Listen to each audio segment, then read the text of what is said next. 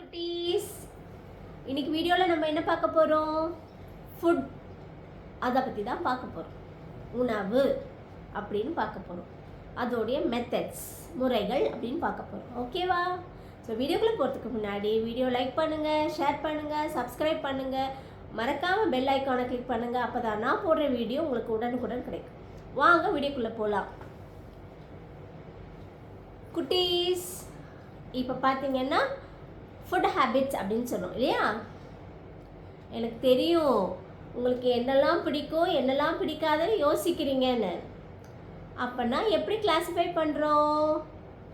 சில குட்டீஸ்க்கு ஸ்நாக்ஸ் பிடிக்குது, சில குட்டீஸ்க்கு ஃப்ரூட்ஸ் பிடிக்குது, சில குட்டீஸ்க்கு வெஜிடபிள்ஸ் பிடிக்குது, சில குட்டீஸ்க்கு வெறும் பிஸ்கெட்ஸ்லாம் பிடிக்கும், சில குட்டீஸ்க்கு வந்து ட்ரிங்க்ஸாக குடிக்கிறது பிடிக்குது. ஆமாம் தானே? ஓகே, உங்களுக்காக தான் இதை பேச வந்திருக்கேன். இப்போ நம்ம என்ன தெரிஞ்சுக்கணும் அப்படின்னா, இப்போது நம்ம ஃப்ரெண்ட்ஸ் இருக்காங்கன்னு வச்சுக்கோங்க.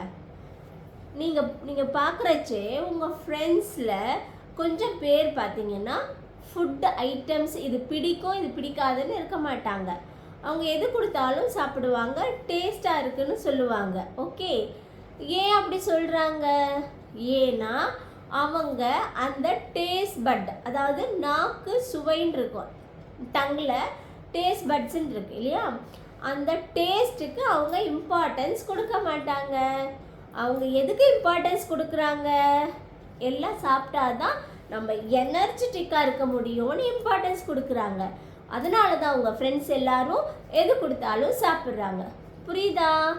அப்போது அந்த உங்கள் ஃப்ரெண்ட்ஸ் எது கொடுத்தாலும் சாப்பிட்றாங்கன்னா அவங்க என்னெல்லாம் சாப்பிடுவாங்க?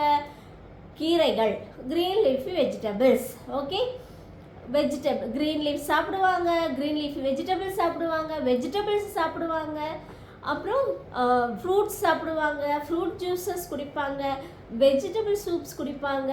ஸோ இந்த மாதிரி ஐட்டம்ஸ் எல்லாம் எடுத்துப்பாங்க. அஃப்கோர்ஸ் அவங்க ஸ்நாக்ஸ் சாப்பிடுவாங்க, ஆனால் லிமிட்டாக கொடுக்கறது தான் சாப்பிடுவாங்க. ஸோ அதனால என்ன, அந்த மாதிரி நார்மலாக கொடுக்கறத எதுனாலும் வேண்டாம் மம்மி வேண்டாம் டேடின்னு சொல்கிற சாப்பிட்ற பிள்ளைங்க நல்லா ஹெல்த்தியாக இருப்பாங்க.